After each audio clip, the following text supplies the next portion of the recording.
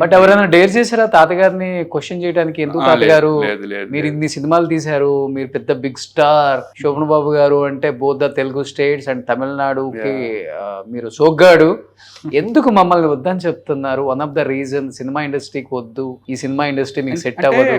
అది ఎట్లా జరిగిందంటే అండి, ఆయన own he has like 1 son and 3 daughters. My mother is the 3rd daughter. అమ్మగారు వాళ్ళ ఆయన పిల్లలకే ఆయన యాక్చువల్ కట్ ఆఫ్ చేస్తారు. ఓకే. సో వీళ్ళకి కూడా మా పేరెంట్స్ కూడా they were never incline towards industry. We are second generation కదా. సో ఆటోమేటిక్లీ మీ పిల్లల్ని కూడా ఇదే ఇంక్లినేషన్ లో పెట్టండి అని he use to advise. Okay okay.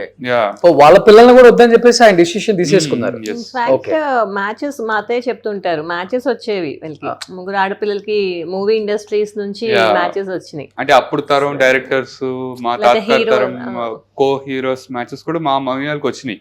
But అట్లాంటి మ్యాచెస్ వచ్చిన కూడా he completely cut it off. He wanted completely professional worlds basically. ఎలాంటి సంబంధాలు ఇవ్వాలి కూతుర్లకి? అంటే ఆయన బిలీఫ్ ఏంటంటే బాగా చదువుకునే ఫ్యామిలీ,